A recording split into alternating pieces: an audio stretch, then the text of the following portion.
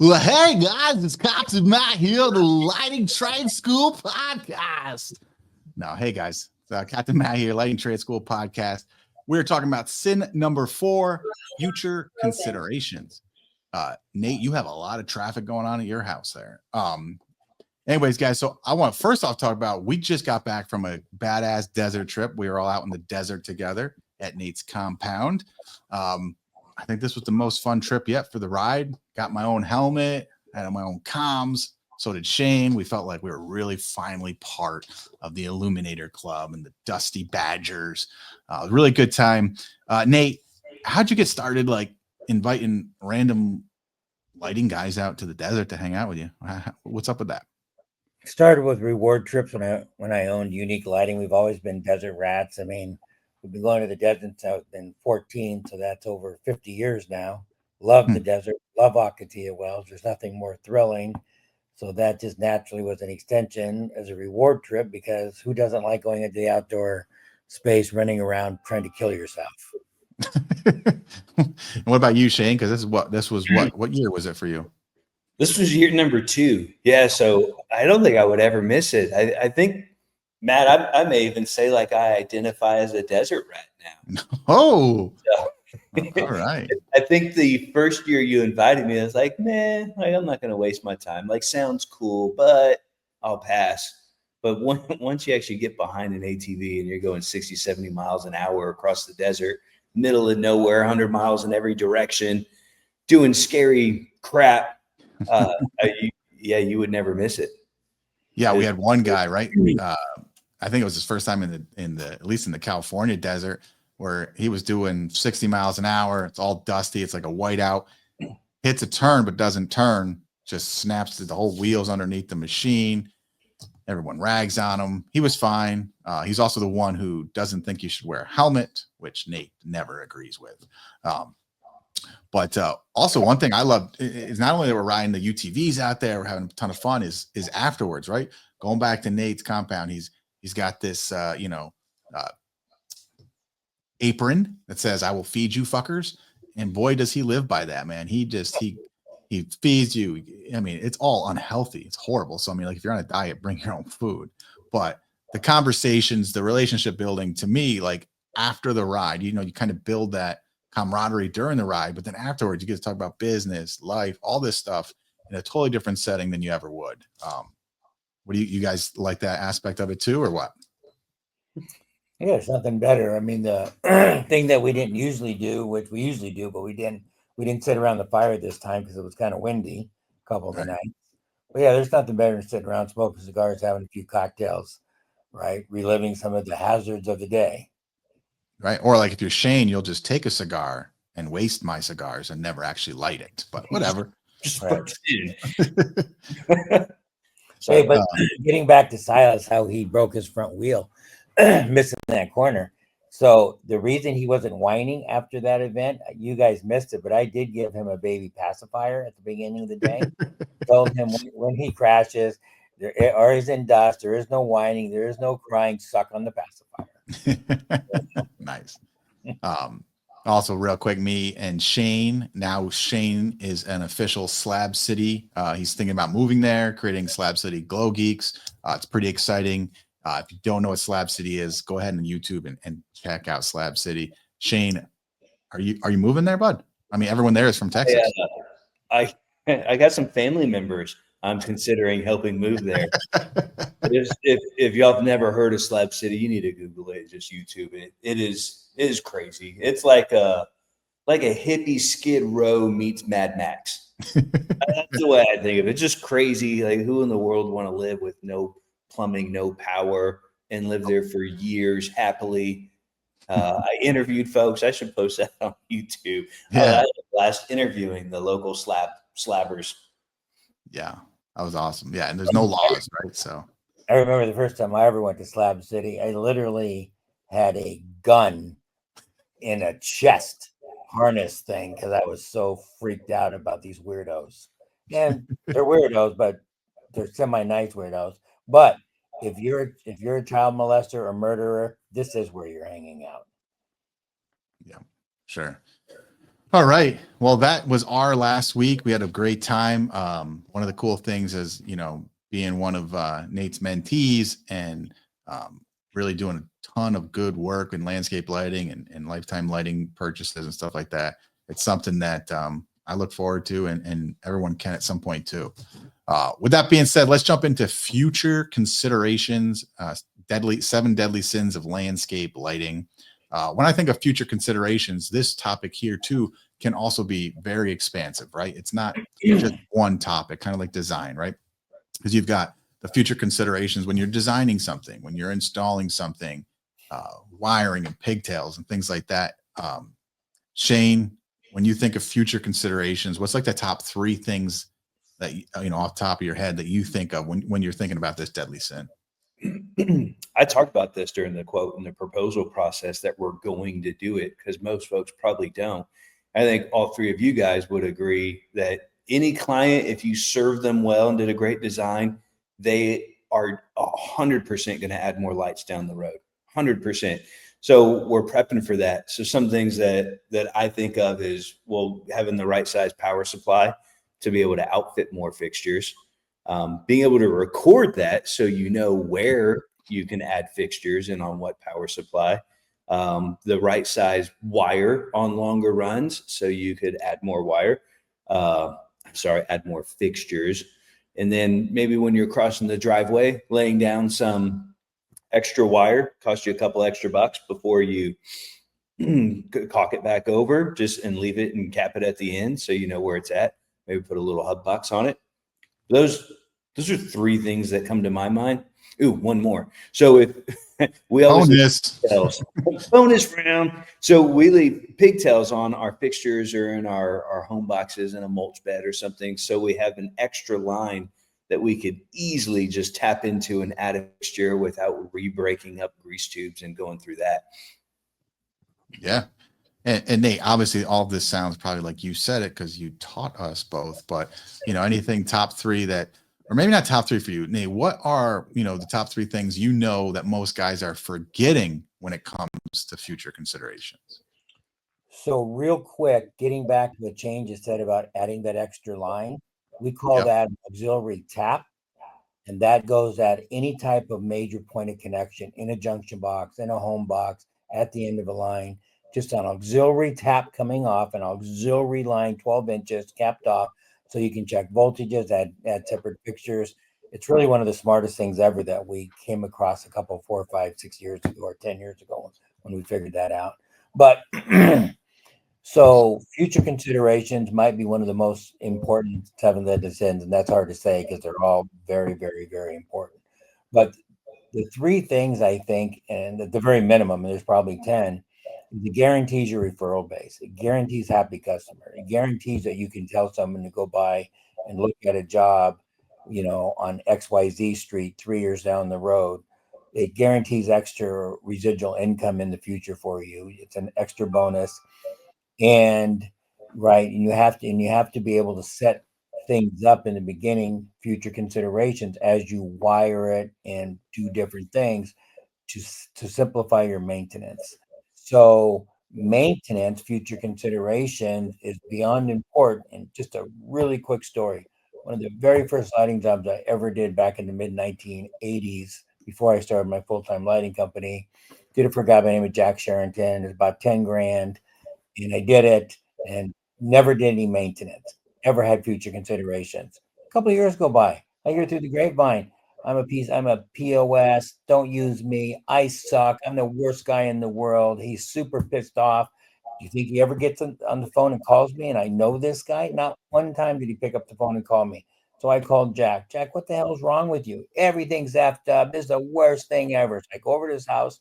Dogs had, ripped up wires, answering the timers, fucking lenses are all messed up with calcium deposits from ink.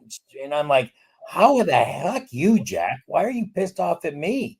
This is not my fault. He looked at me in the eye and said, it's 100% your fault. You see my pool over there? You think when the guy built the pool, he said, oh, maintenance free. Don't do anything. He said, if you don't hire a maintenance contractor this week and have him put, bleach or, chlorine in it and scrub it and clean it every week, it's going to turn into an algae pond. He told me that. What did you tell me? Nothing. You took my money and left. Boy, did that teach me a big goddamn lesson.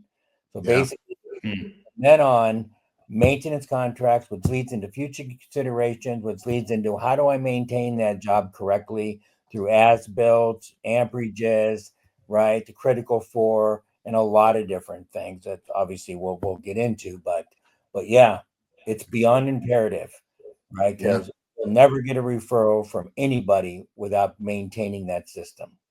Yep. Yeah, I agree. And luckily, you taught me that on early, like right away. So I've been able to do that. And maintenance is, can be it can be almost a separate division once you grow. Once you have 50 to 100 clients, that will self-fund, one maintenance guy just maintaining those systems, because they won't just maintain them, right? It's not. And when I say maintenance, right, cleaning the fixtures, re-aiming, pruning any bush growth or anything like that that's come over, maybe adding a few lights, but adding a few lights is where it even adds up more, right? Because when I tell my clients is, hey, when I'm here on a maintenance call or a maintenance visit, right, I can add fixtures cheaper than coming in to do a full phase where I send a full crew out, we're doing a full day of work. Maintenance guy, one or two guys adding 3-4 fixtures extra, if I can average my maintenance visit over the course of everyone I maintain to $1,000, like that adds up super quick. Shane, do you do that now too? Do you kind of hope for, do you like have any path that the client follows to add a fixture or two when you're doing maintenance, or do you even do maintenance right now? Yes and yes. So I mean, for us, a maintenance call, is half maintenance, half sales call. I mean, our goal is to add fixtures, and we keep fixtures in our trailer just for that. Yeah. And we're always suggesting, to put lights in other areas. We'll even demo it. So we just did this I think last week, maybe 2 weeks ago, and we added 20 fixtures on a maintenance call. Yeah. Yep. Yeah. My biggest maintenance call visit was adding an additional, I think it was like 47, 48 lights. And if I wasn't there for that maintenance call, he would have never called. I mean, maybe he called in a couple of years, but because I was there, it was about maybe 7-8 months after the install. I said, hey, what about doing this, tree line over here? Like that would really add to your property. And he was just, let's do it. Right? We already had built that relationship. There wasn't any pushback. But if I had not been there doing the maintenance, that was an extra, 30 grand probably. I don't know the exact amount, but there's a lot of money for, adding on to that average for my maintenance calls. You have something to add there, Nate? Yeah. So when you're out, and obviously it's an income stream, like you said, besides the maintenance, you want to add stuff. And then when you keep good records and you've done 50, 100 jobs, year 2, 3, 4, and 5. So basically every 5 years, you imagine that, you're going to have to replace every lamp on a property. So if you've done a 100 light job, well, technically you want to do a thing called group relamp. So you don't want to, when you start having lamp failures, 3 go out, 4 go out, 5 go out, replace them all, right? Because they're all going to start failing, and homeowners get pissed off. Well, you were just out here 3 weeks ago and replaced light bulbs, and I got 3 more out. Well, yeah, they're all going to fail. So the income starts almost exponential. That not only are you adding lights all the time, now that's a miracle when you added a $30,000 light job, but it's not uncommon to add 2 lights, 4 lights, 5 lights. Trees grow. Trees are getting bigger and bigger. So when you had 1 light or 2 lights in, now I need 3 or 4. So part of our as-built and our package, we would have a future consideration, a tree growth schedule that would be in a file that would say, hey, year 5, we're going to need to add 3 or 4 lights on a tree. So yeah, those jobs end up being those maintenance contracts end up being mini jobs all the time. And that's just so cool for revenue. And the homeowners are beyond happy because as the yard develops and starts looking better, the lighting looks better. Yeah. Well, you just said a wealth there on a couple different things I kind of want to dive into a little bit more. One, kind of talk about, you were talking about relamping, and right, you have 100 different clients, you're doing maintenance on 100 different clients. Also goes back to what we talked about in one of the other podcasts where our wattages and beam spreads, right? We know that we have 99% for is going to be a 4-watt 36 or a 4-watt 60. That's what we keep in the trucks. Now we have path lights and stuff like that too. But imagine, this is where we talk about future considerations too, is if you have to keep a truck with 10 degree, 10 degree, 15 degree, 80 degree, 27K, 30K, 5,000K, like that is a nightmare. And that is a big reason a lot of those guys aren't going to get into maintenance. How can you send a maintenance crew out? You're going to have to set up a whole van with basically a little store inside, right? So, I mean, I know you do the same thing, Shane, but Nate, I guess when you were, coming up or when you had Unique and all that, did you see that a lot where was that any of the pushback of why guys, because I see all the time, people do not service. They do not do maintenance. I talk to clients, they have it 2-3 years. They don't even know who installed the lights because they've never reached back out. Did you see that a lot? I mean, because you've dealt with thousands and thousands of contractors. Nothing changes. People get dumber, not smarter. I don't know. That's a whole nother podcast, right?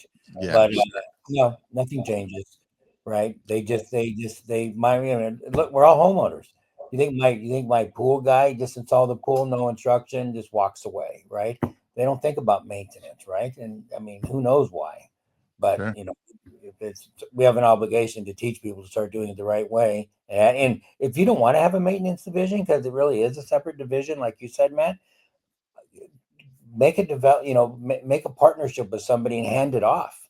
Just like pool contractors typically don't do maintenance, but they have a Rolodex of who they recommend, right? So, go network with somebody.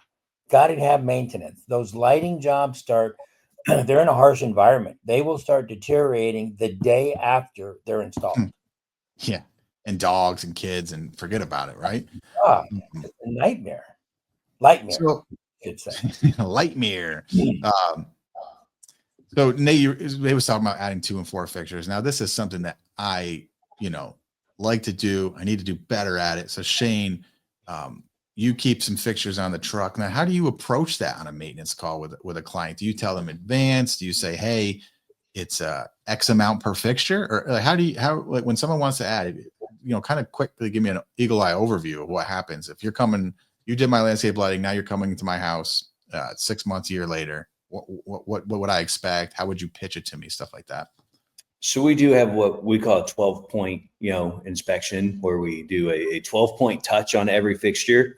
Some of that's really fluff in there, but I mean, the main things like we're going to clean the lens, we're going to test the voltage, we're going to put insect repellent. We're going to adjust it, if we need to, or slightly move it back if the tree grew, whatever. But on one of those 12 is we're going to give you future recommendations or additional recommendations. I forget how I worded it.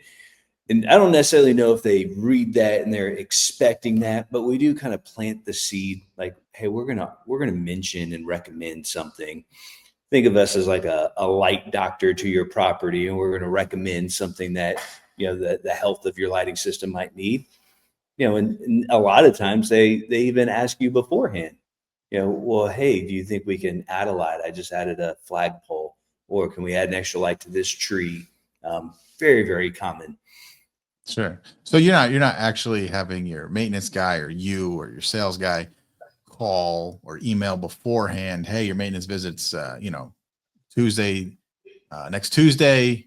Are there a few fixtures that you want us to add there? We can do it for a lot cheaper. Maybe it's $250 a light while we're there, or $175, whatever the case might be. You don't do that. It's kind of like just plant the seed and hope they call. So we plant the seed from the time of install. They're going to need maintenance and they're going to want more lights. And then when we actually are doing the maintenance, we plant that seed again in the quote. We do have automations that go out 48 hours before the visit. This is what we're there to do. But nice. No, I do not pick up the phone and actively call, hey, do you want to add a fixture? How many fixtures? This is the price. It's more, we just stock the truck and trailer and make the sell on site. And there could be a better way. That's just the way we do it, and it seems to work for us. Hell yeah, Nate. Now, do you have any insights into that, or what work? I mean, I know, when you were full-time lighting installer contractor guy was different times, but what's your recommendation or insight from whether it's you or seeing? And I mean, obviously, you're surrounded by lighting guys every day, all day. So, what's working for them for maintenance and selling more than just a maintenance package? So I don't think anything ever changes as far as what I did 35 years ago till today, right? You have the premise of sales or sales, and adding Yep. value to the customer. And I always believe in added value. So we were always prepared. We were coming up with new ideas, right? Whether it could be a tiki torch, whether it could be enchanter hanging into a tree, whether it be going from halogen to LEDs, there's always something that you can pull out of your right toolbox and be able to add value to the homeowner, like especially the tiki torches, right? So, I mean, I can give you an example of 2 months ago. I had a tiki torch in my in my Porsche, and I decided, fuck it, I'm just gonna go by and, so I just snapped a picture, right? Send it to the client. We had 10 tiki torches on his house. I was going up to Big Bear and at the tiki torch, went by another client, told another 10 lights. So, when we were doing the maintenance, install the tiki torches. So, but there's a lot of times, like Shane said in the beginning, and on one of our schedules, it's like, what are the homeowners' plans? Are they putting a putting green in? Are they adding a really tricked out swing set for their kids, right? What are they doing down the road? So then we're going to plan, right? And they're already set up for the future growth to the trees with our tree schedule, right? Yep. So they're already in tune that we're adding lights, right? So they know 100%. So we technically never even get permission, right? When we add lights on the tree, when we add lights on the putting green, we add lights on the play swing, right? Because they're already in tune to what we do. So yeah, but every job, and then the other thing that I would make sure my guys did is I wanted to capitalize on the exposure that we created. I would have my guys door hanger, surrounding areas, right? Especially the immediate neighbors and things like that. So I could get multiple jobs from the exposure I was creating from that one. Yeah.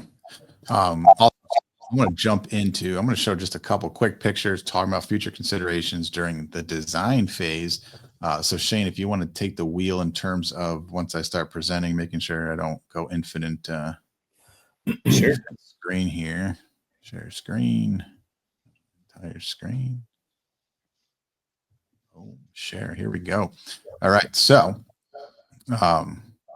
here is this one. Oh, you guys see my screen there? Yep.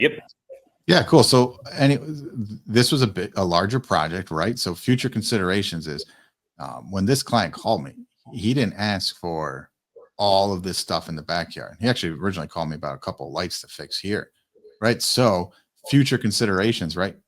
I did send this image to the client, right? I'm planting, the seed. Here's your main viewing angle. Well, it's not just your patio that matters, right? We have all of this stuff over here. We have a trees with rock river. We have tall grass. We have a middle mulch bed area, and we have this back tree line. So this right here is future considerations, even when talking to the client, kind of build them up to realize like, okay, this project, we don't have to do it all at once, but this is a multi-trip project. This is future considerations of what you're going to add. And then in that same vein, same thing, right? Your zone 1, zone 2, and zone 3. Maybe they don't want to do it all at once. Again, I didn't do any of these zones. I did a zone that you can't even see here on the screen, right? But planted the seed to do more. Shane, do you do anything like these? Matt, I think you do an amazing job at planting the seed and pre-quoting out phases. So yes, we do it. I would say you do it better. So I like that. We definitely quote extra phases and give them a deal if they want to do multiple phases. But I would also say you guys have more $3+ million homes than I do here in San Antonio. So I think it depends a lot on the scale of the home. This is not like an average install for me, but when we do get these, 100+ fixture jobs, yeah, we absolutely want to plant that seed and phase it out. Sure. I'm going to pull up one other one here. Well, this is that same house. Again, right. Zone 1, zone 2, zone 3. I want to do all. Obviously, I want the clients to always do it all, right? Like just let me do it. Give me a blank check and let me go to town. That's not really realistic.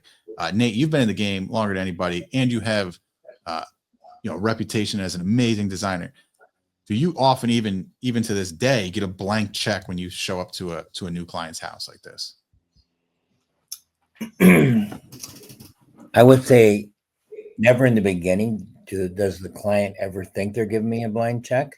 But by the end of either the demo, the dissertation, allowing the client to go from phase 1 or zone 1 to 2 to 3 to 4, it ends up almost becoming a blank check just because I gain their trust. And as we all know, for sales guys, without trust, it's the foundation of sales. And the magnitude and the overwhelming appreciation the client gets, not only from that and the usability of the space, it's not hard. That's the amazing thing about, and when you go back, Matt and Shane, when you go back to when I was a lighting guy in the early 90s, they didn't have these homes today. So when you get back to what we talked about, they're adding a bocce ball court, or they're adding a putting green, or they're adding swing sets. They didn't have any of that crap back in the day, technically. The people go to home shows now. They're always thinking, what's the newest thing I can add in my yard? Oh, a barbecue with this, a sunken pit. Oh my God, these tables that have fire coming out of them, right? It's mind-blowing. So without light, you can't enjoy anything. So it's easier and easier as time goes on to be able to do the whole yard, right? Because how do you pick and choose which part of the yard you're going to want to go into in the evening? It's no different between how do you do part of the lighting in your home, or you do it all? No, do it all, right? Because if you don't have light in every room, you're not going to use those rooms at night. So I'm just finding more and more that people never expect that you're going to do a 100 light job, but I don't even know the last time I ever did anything under 100 lights. I mean, it's just so then we all eventually get there. And Cap, I got this from you, and I just recently, you told me, even if a customer says they want you to quote everything, still break it out in phases, because you throw a big $20,000, $30,000, $50,000 number at them. It's a little bit of a sticker shock. But if you break it up into 5 different zones or phases, all $10,000 each, it's a little softer. And a job, funny enough, we just closed this morning. We just got his deposit in. This was a simple home. I'll probably call it a $900,000 home. There's nothing really overly exciting about it, but he had a really just badass backyard. So we quoted 175 fixtures. Well, I guess that blew him away a little bit, but the design, he was completely 100% sold on us. So he came back, and we ended up kind of tailoring it down to about a $13,000 job. So we still are doing a third or less of what we overall wanted to do, but we planted that seed. I could have done a better job at making that into 4 different zones or phases. Sure. Yeah, I will say, like, the funny thing with the phases is, again, when I've pitched those big jobs where the client literally says, I don't want to do phases, I just want to do the whole thing. I've never closed a single person that I've pitched just the full package to. I've sold the full package, but only when broken down. I think maybe clients also like the choices when I do it. And also with the phases is part of that. It came from Nate, because when Nate told me to do phases, I think I took it a little too literal, but it's ended up working out well. Nate's like, do backyard, side yard, front yard.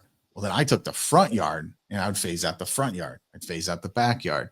So then, I might have 6, 12, 10 phases total, but that's obviously constantly showing them what can be done, and why a lot of my clients, end up adding every 4 to 5 months to add another phase or 2, because they already know. I don't have to repitch it. They've seen it. They see the first couple phases. They like them. Boom, boom, boom. So, that's kind of how that went from basically misunderstanding Nate about what phasing meant. So thanks, Nate. So we will phase, but I guess different than presenting a proposal like you guys doing a breakdown deal. We'll go out and, this just happened to a baseball player up in Temecula, California, Reed Johnson. And he had called us up there, and his budget was $10,000. Now this guy's got money, beautiful house, many acres. And, he has a set, just doesn't want to spend a dime over 10,000. Now I know I can extract more money from him. He needs a 250, 270 lights, which are 100% spot on, Shane. There is no way I can pitch 270 lights and walk away with a $75,000 contract. Impossible. So I'm going to take his $10,000 budget, and I did a section of his backyard. And I said, here's your budget, and this is what we're doing. Well, we added 275 lights, right? And then what we did is while we're installing the $10,000 phase one, if you will, even though it wasn't broken down into phases, we were demoing and adding fixtures as we were progressing on. So every night he got to see the expansion of space to his backyard, to his side yard, to his front yard, down his driveway, and 275 lights later, right? He was the happiest guy in the world. So that's how I do phases technically. Just, like the blob, we just keep expanding, right? Yeah. And then they're always happy, and and then the wife will come out, and you're like, sometimes you can just unplug it, that zone, if you will. You're expanding in space, and you're like, well, if you can't afford it, we got lighting repossession. And we just unplug it, and then it goes instantly into dark, and they're like, God damn you, put it in, right? Nice. So, yeah, one trick. Yeah, going off of that, right? One of the fun future consideration stories I have is a client was having a big party, and they hired me to do, well, first they wanted me to fix the stuff, whatever. I did it, and maybe it was like 75 or 80 fixtures was the approval. I knew this yard was so badass, and they're having a party at the end of the week. I called up Nate. I was like, Nate, ship me anything you can right now. And he's shipping me by the day, right? Just like, okay, I got this ready to go, this ready to go. I had some specific things I needed. So I ended up from that 70 fixtures. I installed 222 fixtures. I buried the wire and everything.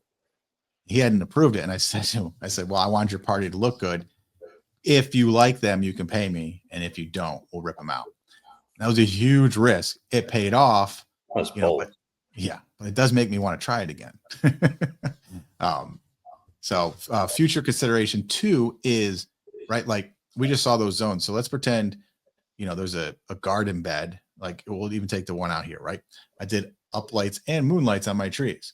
So if in the first phase, I only get the client to sign on for uplight, maybe we don't know each other yet. I couldn't demo the downlights well, whatever the case might be. I only sell the uplights. I'm going to make sure I run a line and have those pigtails, the auxiliary taps, ready to add the moonlights when they come. That way I'm not opening up the earth again. I'm not having to retrench, run wires across the same one, which then you end up snapping the wire you already ran. Shane, do you run extra wire too? Like I know for me, like in that case, right? Like I might even run a dedicated 12-2 out to a spot that we're not even lighting. Maybe it's about 50 feet away, just because I got the crew there. It's already opened up. Instead of ripping up their lawn again, just make that quick run and basically, know that if you do your job, lighting's addictive, they're going to add. Do you do that in your jobs currently? 100%. It takes no extra labor, right? An extra $20 in wire. Who cares? May as well. Right.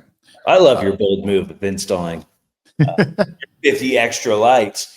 I only did that once in a customer that we were going to light up their tile roof. They had a really cool tile roof, and I threw some skyliners on it, maybe 8 of them, and lit up their roof. And I told them, if you don't like it, I'll take it down. Of course, they loved it.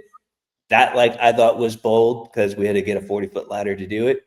And it's a lot of extra work, but it was not 150 fixtures. It was bold as heck. It was bold. Luckily, that one paid off. I can't say I haven't tried it again. So maybe I should. Maybe that's a new marketing strategy. Just showing up to a random person's house, doing a 20 to 40 light job, sending them a bill.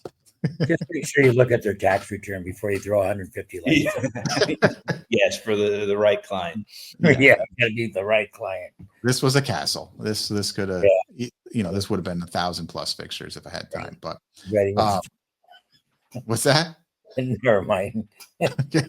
Oh boy. It's about something huge that I definitely didn't do well in the beginning. Then we did it a little bit. Probably don't do it well enough. It's one of the hardest parts for me.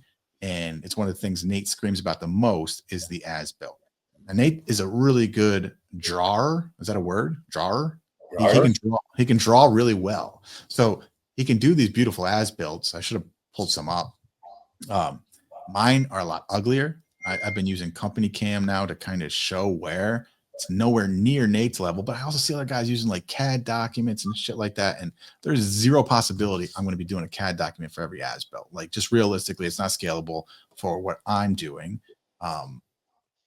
Shane, what do you use right now for as-builts, or do you even do as-builts? Yeah, same. I can't draw worth squat. It would come out looking incredibly stupid. Nate even says take a picture, lay a thing over it, trace it over. Nate makes it really easy. For us, what we do is we also use company cam. I really like that. So depending on the house, sometimes we just take a satellite Google picture view and we just draw on it. We make red dots for this kind of fixture, yellow dots for this kind of fixture. We add up the watts. We put our critical 4 on it. If you guys don't know what the critical 4 is, that's a whole nother video. But basically, we record the voltage and amperage at the time of install. Sometimes we'll even just take a front picture and draw it if it's a smaller job. And I even have the guys take a video, just a 30-second video showing our trench lines, like if we're going across the grass, because you won't even see those a week or two later. So we just kind of take a quick video. Hey, lead 1 goes to this mulch bed, it's labeled lead 2. That way we can watch the video and we know exactly where our wire is, exactly which lead goes where. And any one of those is acceptable for us, for me. Sure. Now, can you send that, like if the client's having a sprinkler guy or fence guy, is that something you can actually share with them, or you don't really get that request? So part of the closing, we will send them a link to that company cam and tell them to file it in their email, under lights or something. We let them know we keep it as well. But that way they at least have it. No lighting contractor, I would say 99%, ever leave the customer with anything. Right. I agree.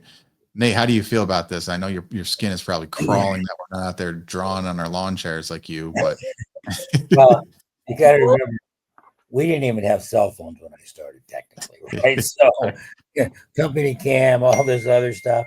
So I don't care how you do it, as long as you do it, whether it be a drawing, whether it be a Polaroid camera. That's what we used to use back in the day. You don't even get right. It's like a Rolodex. You don't know what a Rolodex is. You don't Rolodex. know what a Polaroid camera is. That was the trickiest thing. We had Polaroid cameras in every vehicle, right? You would mark with a Sharpie where it was in a tree and shit. Oh my God. That's awesome. Right. I went into Staples a couple 4 or 5 years ago, wanting to buy some Polaroid film, and they're looking at me like, better go down where the horse stables are at. But anyway, so it doesn't matter what you use, whether it's, Google Earth or company cam, as long as you can have some type of a relative scale and be able to document it, that's what's important. Right. And then I think when you start, obviously for me, everything's got to be repeatable. So as you start scaling up, you're going to start getting into systems on how you install a job. So for us, we always run all the wire next to the hardscape. So no matter what job that we go to, regardless of the as-built, it's always going to be next to the hardscape. And then as we come out to whether it be a bush or a tree or whatever, right, in the wiring methods, it's always a 90-degree rule. So 90-degree to the hardscape. So it's not spaghetti going in the ground. And you're going to start having these rules. So when you start documenting it, right, it's pretty easy to take the documentation combined with your rules. So, but you cannot maintain those systems without having documentation, because you don't have a platform to where anything was at, right? So I guess testify to that. Yeah, well, yeah. I mean, you have to do the critical forward, again, another video, but yeah. So it doesn't matter how you do it, and they can be fast. You don't have to spend 2 or 3 hours. And then the other thing that we always did, it gets back to me as a homeowner, to where kind of happened when I did my first pool, is at some point you know where the pumps, what type of pumps are they, what's the sequence of events that happens with all the pumps, how do the valves turn on, and you find out right away that the damn pool guy doesn't leave you any type of as-built. I don't even know how the shit works. So we ended up coming up, and I did it at my own house. I put a mailbox up by the pool equipment, and that's then I found out the sequence of events and the pumps and then the irrigation and then the lighting as-built. So now we'll put a mailbox on a client's house. We get the weatherproof ones. They just stand it up by the pool equipment, and now you got all the documentation. And that one little thing right there makes the homeowner appreciate everything we've done. It's mind blowing, because they realize how stupid everybody else is that doesn't give them any documentation, right? And when you're a homeowner and you've got irrigation clocks and that damn landscaper has left you nothing, right? You don't even know how to turn the goddamn thing on, right? Or put it into a manual mode when it loses its Wi-Fi connection, right? Where is this stuff? The mailbox. They love it. Yeah. I mean, speaking of future considerations too, like we had as builts. I had a problem employee who deleted them. Mm. I learned to, always have backups of everything and do that, which I do now. But so I've had to do maintenance on 200 plus fixture jobs with no as built. And I tell you what, that is a nightmare beyond belief because I'm pulling up wires out of the ground at that point. I have no idea. I have no idea where the runs are, what you have that many fixtures, just because you find a wire doesn't even mean it's going to be to that light. So I've learned the hard way on as builds being important. It's also important to back them up if you do have them and you trust your employees. Trust, but have a backup. So obviously we're not going to get into this on this video, but if you didn't have the as built and you went to that 200 light job, and if you would have had the as built, you would take your amp probe, Mr. Amp probe, and you'd be able to identify through obviously records that you had 4 amps on it, and you could amp probe that wire. Technically, if you had 4 amps on it right now, every light bulb's working. Right. So different video, but because a lot of times when you're out there doing a maintenance contract, you can't see if the lights are working in the trees because they're in an uplight position. So Yeah. how do you even maintain them? And don't tell me you're going to get into the tree and clean the lens. I will call you out bullshit that you're doing that. Guys are lazy and they're not getting in the tree, right? So I can't tell you from experience that the client would call and say, "Oh, you guys were just out here and there's still 3 lights out in the tree," because they're not climbing in the tree to see if the light bulbs are working. So without an amp probe, again, you can't do a lighting job. Yeah. One last thing I'll talk about on the future considerations. I think we've probably gone for hours and hours on this one. It's just the power supply. So I'm going to quick tell you what I do. And then, I'll ask Shane what he's doing right now. We'll get Nate's opinions on it. So I would say probably 90% or more. I'm always using a 320 watt. I just did a 20 light job, 25 light job, whatever it was. I still put in a 320 watt. I think maybe it's maybe it's $150 extra. Not really sure. Don't really care because that makes me do 2 things. One, I don't ever have to touch that power supply, in the near future. I know I'm always coming up. I'm always having that enough. I use direct burial, so I don't have to dig one up, put a new one on, all that jazz. But also forces me to remember, like, I need to sell this person more lights because I have power waiting for it, right? So like it just reminds me I spent a couple extra bucks on that. I need to do it. So I use 240 sometimes, but 320 is like my main bread and butter, no matter how big the job is, unless it's a very small area. They're getting 320 because I know lighting is addictive. Shane, what do you do? Do you do 240s, 320s, or do you actually do it by the job? Oh, by the job in a sense. I mean, 320 is probably our most common power supply, but we'll use a 240, if it's just a small cookie cutter home and there's just no landscape or any way that we're going to add 10 more fixtures in the front yard. Sure. We use a 240 and we get a lot of those jobs too. Okay. Yeah. What's your thoughts on that, Nate? Do you think kicking it up is a good idea? Should we just replace it when we sell the job? Am I wasting money buying a bunch of 320s when I don't need them? Well, again, I revert back to we have an obligation to do things correct for the homeowner, and I get back to I'm a homeowner. Nothing pisses me off more when someone doesn't allow me to expand, right, for pennies on the dollar. So when you think about future considerations in the National Electric Code, you can't go more than 80%, right? So a 320 is not good for 320. It's good for around 270, and then if you add future considerations, whether it's 15 or 20%. So I like to say it's a minimum of 65%. So 65% of 320 is 208 watts, call it 200. So you should never go more than 65%, which is 200 watts. And I would like it like you do, Matt. I know for sure you're at 50% or something. Now it allows you to add an adequate amount because, as you know, to add 10 or 15, 20 lights in a space, it can happen fast. So now you're sitting telling the homeowner, well, we got to add we got to add another transformer. They're kind of pissed off knowing that you should have planned for this, right? So it's not that much money in the beginning. So so I think between future consideration, adding fixtures, and the 80% National Electrical Code rule, right? Yes, you should always have that ability. All right, Shane, any final thoughts before I do the closing here? No, well, maybe. So I'm thinking of a job when you guys are talking that I'm doing next week. I think just sometime. It's only 14 fixtures, and that's pretty maxed out for this front yard. There's nothing really big. There's a couple baby trees. There's one mulch bed. There's no real architecture or peaks or anything that I would add lights to. It would never really make sense to add lights to the side. Maybe his backyard one day. So that job, I mean, we're putting a 240 on instead of a 150, but there's like a maximum of maybe 6 lights that we could ever possibly add to this house. You know, as maybe his trees grow 5-10 years from now. So in that scenario, well, it doesn't make any sense for me to put a 320 on. And there's got to be people listening that are like, you know, in the habit of only doing 10 light jobs. This is a smaller job for us, but starting off, you probably get more of these small jobs than big jobs until you really enhance your design skills and can sell the big jobs. You can't sell the big jobs until you know design and you can close stuff.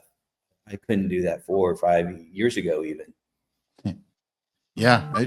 And I'll quick say, Lighting Trade School, you can check us out, lightingtradeschool.com. But when you learn design, you be careful, right? Because I went and learned design from Nate. So the first job I ever closed was $36,000. It was over 100 fixtures. And I called up Nate and I said, Nate, you taught me design. You never taught me what to do, how to install it. And he said, and I quote, "It's fucking easy." That's it. That's the tip he had given me at that time. Now, he had a reason for that. But anyways, learn design because you can sell a job and figure out how to install. So many guys get stuck on, I need to know this, install this, install this, install. Sell the job, and you're much more apt to figure it out and figure it out real quick. And you get paid to learn. So that being said, we had the Illuminati Lounge Club. That's our monthly membership. We have 1 call a week. We hotspot guys. It's interactive. It's really badass. It's an hour-long call a week. So check that out, lightingtradeschool.com. And that closes it up for number 4, lighting sin number 4, future considerations. Hope you all have a great day. We are heading to Transworld next week. So if you're there, hit us up, come see us at the booth and say hi, get your picture taken. Let's chat. Well, hey, right. Matt, real quick, buddy. Yep. Yeah. We're going to be in Transworld next week, but we're also there's a 3-day seminar for outdoor lighting, permanent lighting, landscape lighting for us on Wednesday, and then Josh Trees with Christmas lighting. So if you're coming to Transworld, you can go early and catch some different lighting, obviously different categories of lighting. And they would find out. Where would they get the ticket? Live training. Yeah. At Nate's compound. Sorry, I'm talking over you, but March. I'm talking over you. Yes. Go ahead, man. Nate, I just had a good point. March 17th, also, there's a live training there in Nate's area in California. Yeah, so check out the website. We got all the info there. Hope you guys have a great week. Go make a ton of money, and we'll see you on the Illuminati Lounge Club call. To a brighter future always. To a brighter future.